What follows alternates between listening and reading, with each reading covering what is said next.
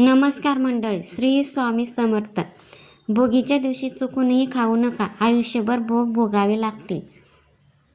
नमस्कार मित्रांनो, श्री स्वामी समर्थ महाराजांच्या कृपेने आजचा दिवस तुम्हाला खूप छान सुखाचा जावो, आनंदाचा जावो ही स्वामी महाराजांच्या चरणी प्रार्थना करून आजच्या ह्या आपल्या नवीन व्हिडिओला सुरुवात करूया. भोगीच्या दिवशी चुकूनही खाऊ नका ही एक भाजी, आयुष्यभर भोग भोगावे लागतील. नकळत अनेक संकटांचा सामना देखील करावा लागेल. भोगीच्या दिवशी केस धुण्याला जेवढा महत्त्व आहे तेवढंच महत्त्व आपण काय खातो हे सुद्धा तितकंच महत्त्वाचं आहे. यामुळे ह्या दिवशी चुकूनसुद्धा ही भाजी खाऊ नका. तर ती कोणती भाजी आहे ती याबद्दलची संपूर्ण माहिती ह्या व्हिडिओमध्ये मी तुमच्यासोबत शेअर करणार आहे. त्यामुळे तुम्ही हा व्हिडिओ शेवटपर्यंत कुठे स्किप न करता शेवटपर्यंत नक्की पहा. चॅनलवरती नवीन असाल तर चॅनलला सबस्क्राईब करा आणि तसेच नवनवीन व्हिडिओ पाहण्यासाठी बेल आयकॉनला प्रेस देखील नक्की करा, म्हणजेच तुम्ही एकही व्हिडिओ मिस करणार नाहीत. 13 जानेवारीला भोगी आहे. भोगी हा आनंदाचा आणि उपभोगाचा सण म्हणून साजरा केला जातो. पण भोगी ह्या शब्दाला म्हणजेच या सणाला दुसराही अर्थ आहे. तो म्हणजे जेव्हा आपण देवाला नैवेद्य अर्पण करतो तेव्हा त्या नैवेद्याला भोग म्हणतात. ज्या दिवशी इंद्रदेवाची आठवण काढली जाते. इंद्रदेवाने आपल्या शेतात उदंड पीक व्हावं म्हणून प्रार्थना केली जाते. ही पीक वर्षानुवर्षे पुढे अशीच येत राहावी अशी प्रार्थना भोगीच्या दिवशी केली जाते. हिवाळ्याच्या मोसममध्ये शेतामध्ये सर्व प्रकारच्या भाज्या येतात. शेताला नवीन बहार आलेला असतो, त्यामुळे थकलेल्या शेतकऱ्यास थोडासा विसावा लागतो. मग या मोसममध्ये शेतकरी भोगीची भाजी आणि तीळ मिश्रित बाजरीच्या भाकरीचा स्वाद घेत असतात. न काही भोगी तो सदा आरोग्य हे मित्रांनो आपण ऐकलंच असेल. मित्रांनो, ही भोगीची भाजी बनवत असताना आपण कोणत्या भाज्या भोगीच्या भाजीसाठी घ्यायच्या आहेत, तसेच कोणत्या भाज्यांचा समावेश भोगीच्या भाजीमध्ये चुकूनही यंदा यावर्षी संक्रांतीला करायचा नाही, म्हणजेच भोगीला करायचं नाही. भोगीच्या दिवशी जर आपण काही उपाय व सेवा केल्या तर त्याचं कित्येक पटीने फळ आपल्याला पुण्य फळ प्राप्त होतं. मित्रांनो, ह्या भोगीच्या दिवशी आपल्याकडून काही चुका झाल्या तर त्याचे दुष्परिणामसुद्धा आपल्याला भोगावे लागत असतात. आता आपण जाणून बुजून तर या गोष्टी करत नाही, पण आपल्याला जर काही गोष्टी माहीत नसल्या तर आपल्याकडून या छोट्या छोट्या चुका नकळतपणे आपल्याकडून होतात. तर या भोगीच्या दिवशी कोणत्या चुका करू नये, तसेच काय करावे याबद्दलची सर्व माहिती आज या व्हिडिओमध्ये आपण सविस्तर पाहणार आहोत. आता ह्या भोगीच्या दिवशी आपण सकाळी लवकर उठायचं आहे. अगदीच तुम्ही ब्रह्ममुहूर्तावरती उठला तरी देखील चालेल.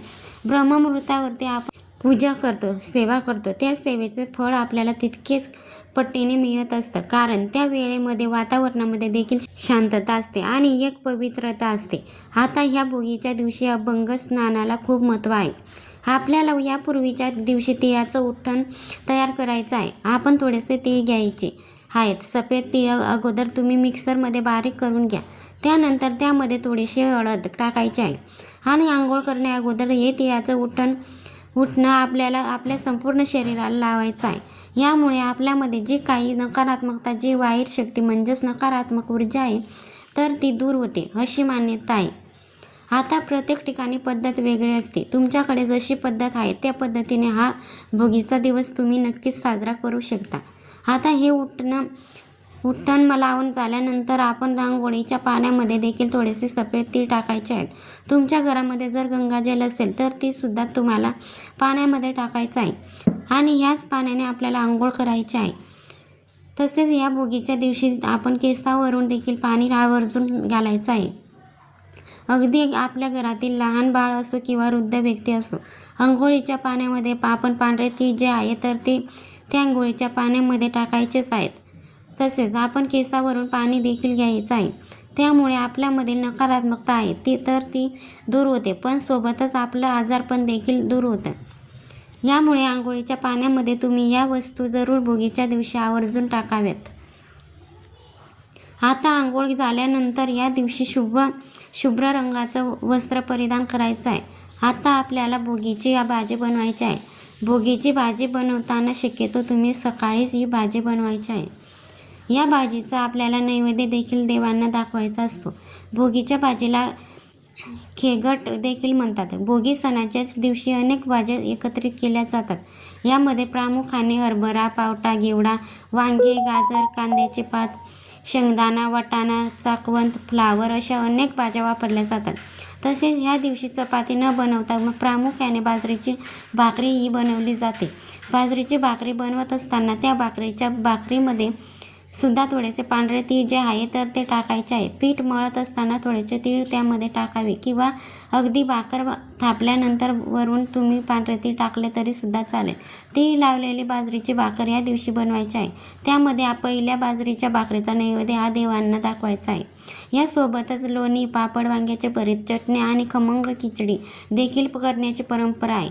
खूप ठिकाणी बाजरीची भाकरी आणि भोगीची भाजी सुगडमध्ये सुद्धा टाकले जाते. अगोदर सुगड स्वच्छ करून पुंजून घ्यायचा आहे आणि त्यामध्ये जेव्हा नैवेद्य अर्पण करायचं असतं तेव्हा सुगडमध्ये ही बाजरीची भाकर आणि भोगीची भाजी टाकू शकता. भाजी आणि भाकर ठेवली जाते. हा नैवेद्य रात्रभर तेथेच ठेवायचा आहे आणि दुसऱ्या दिवशी हा नैवेद्य ग्रहण केला जातो. अशी सुद्धा काही ठिकाणी पद्धत आहे.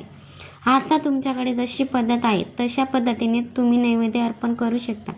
पण आपण जेव्हा बाजरीची भाकरी बनवत असतो, भोगीची भाजी बनवत असतो तेव्हा हा नैवेद्य प्रथम आपल्याला देवांना दाखवायचा आहे. तसेच आपण या भोगीसाठी ज्या भाज्या बनवत असतो त्याचे देखील खूप महत्त्व आहे. वांग हे वात्याळ असल्याने यांचा वापर अनेकदा आपण करू नका असं सांगितलं जातं. मात्र आयुर्वेदानुसार थंडीच्या दिवसामध्ये वांग्याचे भरीत, वांग्याची भाजी खाणं आपल्याला आरोग्यासाठी अत्यंत आरोग्य ठरत असतं. शेंगदाणे आणि तीळ हे पदार्थ यामध्ये शरीराला अधिक ऊर्जा प्राप्त होते. अशा पद्धतीने हे भोगीची भाजी तयार करण्यात येते. या भाज्या खाऊन तुमची तब्येत अधिक चांगली राखण्यास मदत देखील मिळत असते. तसेच यासोबत बाजरीची भाकरी बनवली जाते. बाजरीची हा उष्ण पदार्थ आहे आणि थंडीमध्ये बाजरीची भाकरी खाणे अत्यंत उत्तम आपल्या आरोग्यासाठी मानलं जातं. शरीराला उष्णता देणारे आणि कफनाशक असे की बाजरीची भाकरी हा पदार्थ आहे. त्यामध्ये तीळ मिसळून बाजरीची पीठ भिजवावे आणि त्याची भाकर बनवावी. ही भाकरी भाजीचा अप्रतिम आणि स्वादिष्ट लागते. दोन्ही उष्ण असल्याने शरीराला ऊब मिळून थंडी वाजत नाही. तसेच आपण पाण्यात टाकलेले तीळ म्हणजे तीळ टाकून आंघोळ करतो त्याला देखील खूप महत्त्व आहे. जानेवारीमध्ये थंडी खूप पडलेली असते आणि त्यामुळे संपूर्ण अंग हे उकळून जातं आणि गरम पाण्यामध्ये तीळ टाकले तर त्या तिळाचं तेल जे आहे तर ते पाण्यामध्ये उतरतं आणि शरीराला आपल्या लागत असतं. त्यामुळे अंग देखील अगदी हलकं होतं असतं असं देखील म्हटलं जातं. त्याचबरोबर सुवासिनी स्त्रियांच्या भोगीचा सण हा आनंद घेण्यासाठी माहेरी येतात. या दिवशी जुन्या वाईट असतात त्यांचा त्याग करून चांगल्या गोष्टी अंगीकारल्या जातात. वर्षभर काही चुकले असल्यास तिळगुळ देऊन क्षमा मागितली जाते आणि वर्षभर नात्यातील गोडवा टिकून राहावा अशा शुभेच्छा देखील दिल्या जातात. भोगीच्या दिवशी भोगीची भाजी झाल्यानंतर नैवेद्य अर्पण करताना आपल्याला देवघरामध्ये एक दिवा प्रज्वलित करायचा आहे. एक प्लेट घ्यायची आहे. त्यामध्ये थोडेसे अखंड तांदूळ टाकायचे आहेत. त्यानंतर मातीची पंती किंवा कणिकचा दिवा घेऊ शकता. या दिव्यामध्ये शुद्ध गाईचं तूप किंवा तिळाचं तेल टाकायचं आहे. या दिव्यामध्ये चिमूटभर हळद देखील टाकायची आहे. तसेच थोडेसे सफेद तीळ असतात तर ते देखील टाकायचे आहेत. मग 11 किंवा 21 सफेद तीळ ते तुम्ही घेऊ शकता. दिव्याला हळदी कुंकू लावायचं आहे आणि देवाला नैवेद्य अर्पण करायचा आहे. तसेच देवाला नैवेद्य अर्पण करणे याला देखील भोग चढवणे असं देखील म्हणतात. त्यानुसार आपण कमावलेले कष्टाचे मीठ भाकरी देवाला अर्पण करून देवाकडे प्रार्थना या दिवशी करावी. नैवेद्य अर्पण केल्यानंतर ओम नमो भगवते वासुदेवाय नमः या मंत्राचा तुम्हाला 108 वेळा जप करायचा आहे.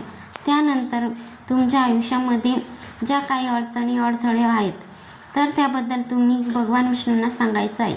मग घरामध्ये पैसा येतो, स्थिर राहत नाही किंवा मुलाची पाहिजे तशी प्रगती होत नाही किंवा संतान प्राप्ती होत नाही किंवा घरामध्ये अनेक अडचणी अडथळे येत आहेत. जे काही आहे तर ते तुम्ही मनापासून आणि अगदी श्रद्धेने भगवान विष्णूंना सांगायचे आहे.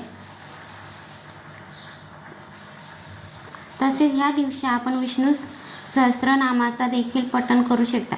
यामध्ये भगवान विष्णूंच्या 1000 नामाचा उल्लेख केला गेला आहे.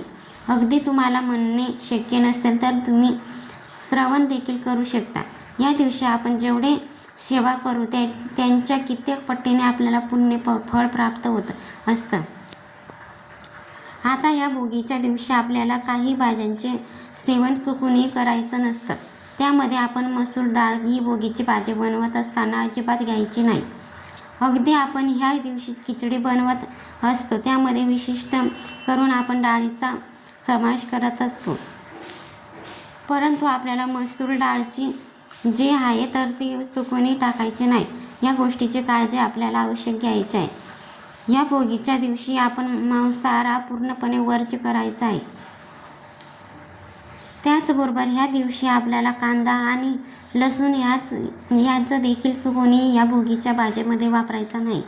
हे पदार्थ जे आहे तर ते तामसिक म्हणून मानले जातात आणि हे पदार्थ कधीही नैवेद्यामध्ये वापरले जात नाहीत. म्हणून कांदा आणि लसूण हा पूर्णपणे वर्ज्य ठेवायचा आहे. मित्रांनो, जर तुम्हाला हा व्हिडिओ आवडला तर व्हिडिओला एक लाईक करून चॅनलवरती नवीन असाल तर सबस्क्राईब करा आणि हा व्हिडिओ आपल्या मित्रपरिवारासोबत शेअर करा. धन्यवाद.